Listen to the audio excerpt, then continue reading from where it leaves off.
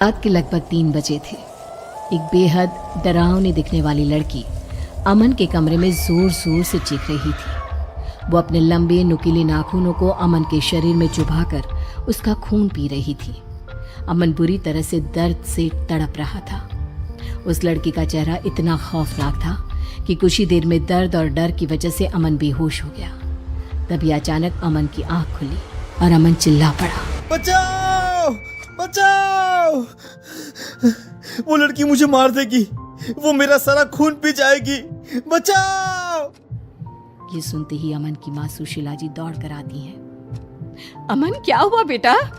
तुमने वो बुरा सपना फिर से देखा क्या? ठीक हो ना तुम? माँ वो लड़की अभी भी यहीं पर थी, ठीक मेरे पास, और उसने मेरे शरीर में, देखिए ना, मेरा सारा खून। बेटा तुम बिल्कुल ठीक हो। पता नहीं तुम्हें सपने ऐसे क्यों बार बार आते हैं। मैं पंडित जी से बात करती हूँ।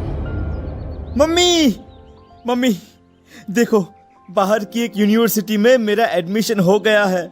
उन्होंने मेरी एप्लीकेशन एक्सेप्ट कर ली है। लेकिन बेटा अचानक इस तरह, तुम तो कह रहे थे कि इस वक्त वहां पर सारे एडमिशन क्लोज हो चुके हैं। हाँ माँ, सरप्राइज तो मैं भी हूँ, लेकिन देखिए ना, हो सकता है कि कोई सीट खाली रह गई हो और शायद इसीलिए उन लोगों ने मुझे बुला लिया हो।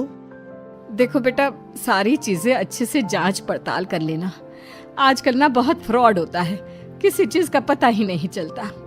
और मम्मी, कमाल की बात तो ये है कि मुझे ये कॉल सीधा लंदन की एक बहुत बड़ी यूनिवर्सिटी से आया है।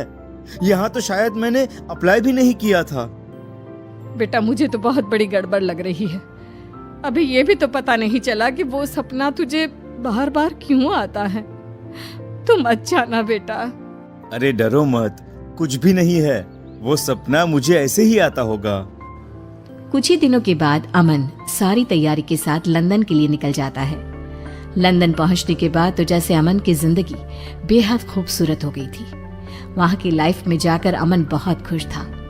जैसे ही वो अपने हॉस्टल के कमरे में पहुंचा, उसने अपने आप से कहा, हाँ, मम्मी पापा की फोटो यहाँ टेबल पर लगा देता हूँ, और ये मम्मी के हाथ के बने लड्डू, इनका तो क्या कहना।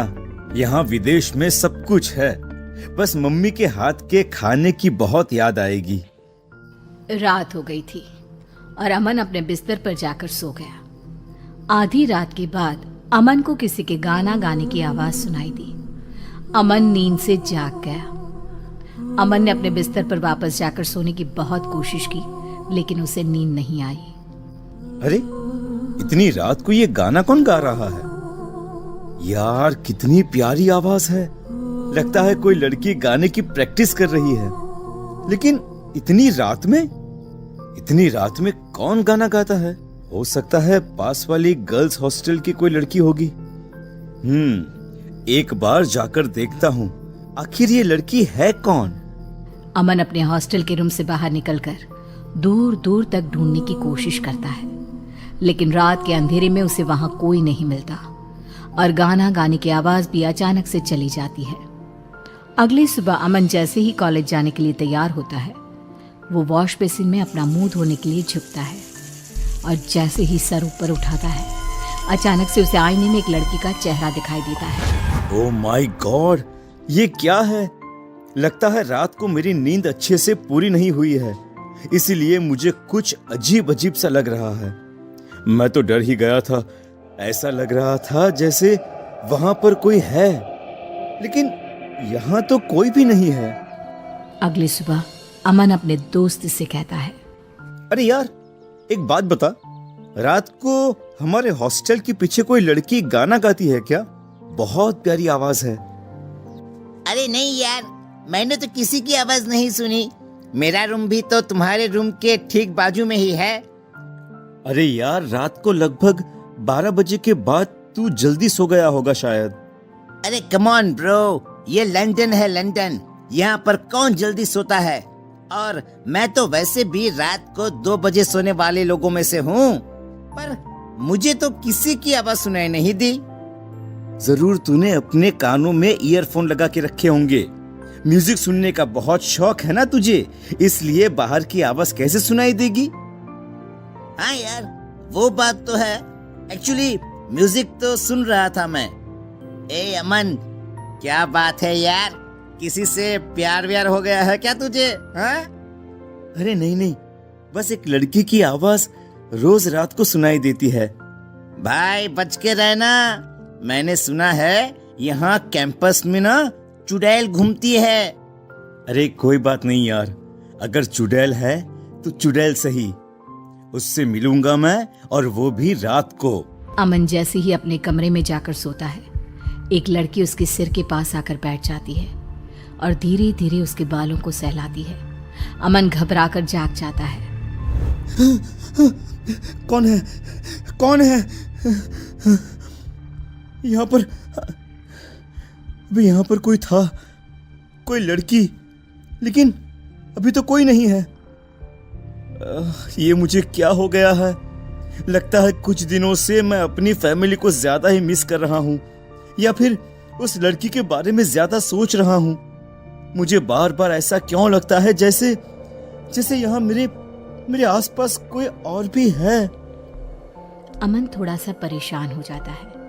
अगले दिन जब वो कॉलेज जाता है तो अचानक से एक लड़की अमन के पीछे से आकर उससे बात करती है। हेलो, आप इंडिया से आए हैं ना? आपका नाम अमन है ना? ओह माय गॉड, ये लड़की कितनी खूबसूरत है। मैंने अपनी लाइफ में आज तक इतनी सुंदर लड़की कभी नहीं देखी। क्या हुआ? मैं आपसे बात कर रही हूँ, आपने मेरी बात का जवाब नहीं दिया। आप इंडिया से हैं ना? जी हाँ, अब ठीक पहचाना आपने, मैं इंडिया से ही हूँ। और आप कौन? मैं यहाँ पास वाले कॉलेज में म्यूजिक स्टूडेंट हूँ और मुझे गाना गाने का बहुत शौक है। तो क्या रात के वक्त कैंपस के बाहर आप ही गाना गाती हैं? हाँ, आपने सुना? एक्चुअली ना, मुझे रात की खामोशी में गाना गाना बहुत अच्छा लगता है। जी हाँ, और कितने दिनों से आपकी आवाज सुनकर आपको ढूंढने की कोशिश कर रहा था, लेकिन जैसे ही बाहर आता हूँ आप गायब हो जाती हैं। चलिए ठीक है, हम दोस्त बन जाते हैं, उसके बाद मैं कभी गायब नहीं होंगी। अमन और निमिषा की दोस्ती हो जाती है।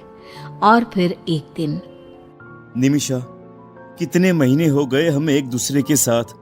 मैं तुम्हें कहना चाहता था कि तुम मुझे बहुत अच्छी लगती हो। I love you Nimisha. I love you too Aman, मैं भी तुमसे बहुत प्यार करने लगी हूँ। अच्छा सुनो, इसी खुशी में आज शाम को मैं तुम्हें अपनी फेवरेट जगह लेकर चलूंगी। ठीक है मैडम, अब तो आप जहां लेकर चलेंगे मुझे चलना ही पड़ेगा ना। निमिषा अमन को एक बहुत अजीब और डरावनी जगह पर लेकर जाती है। ये कैसी जगह है? ये तो कहाँ लेकर आई हो तुम मुझे? जानते हो, ये जगह मुझे बहुत पसंद है। देखो ना, यहाँ की राख जैसी काली जमीन, जले हुए पेड़ और ये सन्नाटा कितना खूबसूरत है। लेकिन मुझे यहाँ पर डर लग रहा है। डर की क्या बात है, मैं तुम्हारे साथ हूँ ना। अच्छा सुनो, तुम्हें मेरा गाना पसंद है ना? मैं तुम्हें वो गाना सुनाती हूँ। निमिषा अचानक से अपना चेहरा दूसरी तरफ करके गाना गाना शुरू कर देती है। वाह, कितना अच्छा गाती हो यार तुम। I love your voice. गाते गाते अचानक से निशा की आवाज तेज हो जाती है और तेज होते होते उसकी आवाज एकदम डरावनी। ये देखकर अमन बुरी तरह से डर जाता है। निमिषा, क्या हुआ है?